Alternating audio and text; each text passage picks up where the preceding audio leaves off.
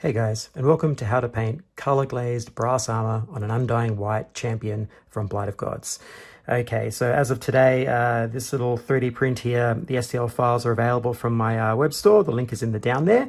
So that comes with supported and unsupported files. And this one, plus his two little friends that come with him, well, you can get with him, the Wights, they are also available as well. If I'm really good, I'll put an image for that right now so you can check them out. But we're gonna be painting the brass armor here. Now, I've done this before on the channel, so for those that have watched many of my videos, this one will be nothing new. But if you're new to the channel, then this will be new for you. And we're using the shades from GW there, some magenta, some purple, and some blue. And we're going to be building up some colorful shadows into this brass armor. And I think it's a really fun one to do. It's very non-destructive when you're learning about color and how to glaze and do these sorts of things. These shade colors are actually quite good for that. Use the Armour medium here to dilute them down. And it's a really fun one to do and very, very quick. So it's going to be good to go through this again. I wanted to do this on one of my own minis as they're out today. That's you know, a good excuse to do a video on it. And this champion here is really cool. So I'm very happy to be showing you this here today. So I think I'll stop waffling on and we'll get started, eh?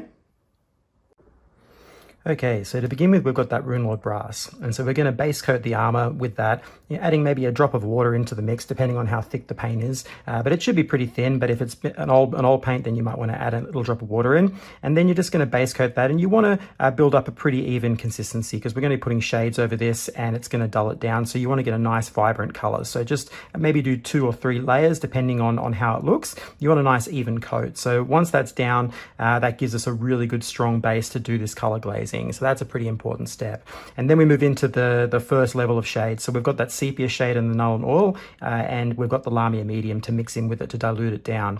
And so you're doing a sort of diluted wash, maybe 1 drop of the Lamia medium to the sepia and the Null and Oil. And you're just going to be first with the sepia, getting that sort of light brown shade down and just covering all the armor with it. And then once you've established that, we move into the Null and Oil, and the same thing again. You do a little drop of Lamia medium in there, and you do your wash again to now darken everything down with a little bit of black. So you get an oily shadowing going on the surface. And then finally, to buff it back up again, because these shade colors do dull down the metals and you lose some of the shine, we want to bump that back up again. So we've got our dry brush there, you know, just some old scuffy brush that you've got, or a makeup brush, something like that. And you're going to use that Stormhose Silver, and we're going to rub off the paint off the brush, and then on a bit of paper, and then you're going to dry brush that across the surface, hitting the edges, getting a nice little light sort of highlight step on the armor. So we just buff that up and get a little bit of brightness, but you don't want it too heavy. You don't want to lose too much of the brass, just enough to get the highlights going. And now we're into my favorite step, the color glazing. So I've got that magenta, the purple, and the blue shades from GW and the Lamia medium. And now we're going to be diluting those down even further. So probably maybe even a little bit more than 1 drop of the Lamia medium in. You want a very thin consistency, very transparent. And you're going to put that on the brush. And we'll start with the magenta, go through the purple, and then the blue. And so you're now not washing the whole model. You're trying to place the colors into the areas where you have seam lines, anywhere where the armor meets. You know, you're fading it into the edges, from the centers to the edge, and you're creating shadows of color. And so that's really now up to you aesthetically where you want that to be, but you're slowly infusing the armor with these colors. And so it's not a whole wash, you're placing it. And so once you've done the magenta, you move through into the purple.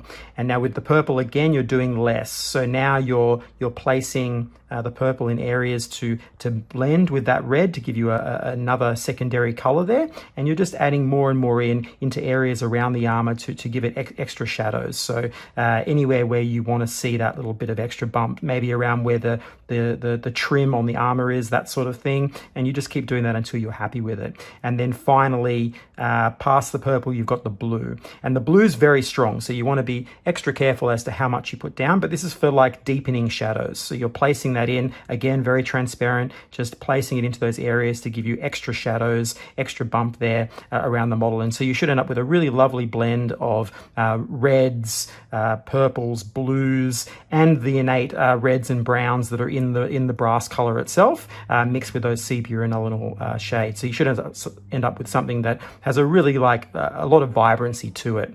And then finally, we move into the silver highlighting step. And this is a really important step. You can't miss this. So you get a fine detail brush. You've got your Stormhurst silver or a similar silver, and now we're going through and we're highlighting those edges again, bringing back the shine. It's a really important step to really make this whole thing work. And so it's a little bit like a non-metallic metal where you're doing these steps to create a big contrast in the final highlights on the non-metallic metal. We do that here with the silver, the true metallic. So you're just hitting those edges using the brush, like the edge of the brush, like a blade, hitting those edges to get a nice thin line, using the tip of the brush and drawing it down. Okay, and creating those nice fine lines on the armor, and just picking out maybe a few scratches, etc., to give it extra life, and that will really give you a strong result. And there we go, some nice color glazed brass armor all done. Let's take a look and see how this white's come up. Yeah, so, again, I've done this so many times on the channel, for anyone that's been watching for a while. Color glazing into brass this way with the shades is a really fun thing to do, and definitely something I recommend. You've got to control the brightness, like the specularity, so that means going back in and doing the highlighting with the silver. Otherwise, you kind of lose a bit of it. It gets a bit dull because of all the shade colors going on top. But if you can control that and keep that brightness there with the true metallic and, bring it back, you get a really good result. Lots of really dark, rich colors. Definitely bumps the overall look and feel and colorization of that metal. It's a really fun one to do, and you can do this with pretty much any metals. You can go back in and add color to it to enrichen up the overall color. But it's a fun one. So I hope you've enjoyed this. I'll leave a nice image for him at the end, as I normally do, and obviously this is available today. You can click the link in the down there and take a look at the others that are in the range. I'll put a nice image for the collection of these, because there's some other whites as well. I hope you've enjoyed this. Please hit that like button, subscribe button, it really helps me out, and I guess I'll catch you on the next one.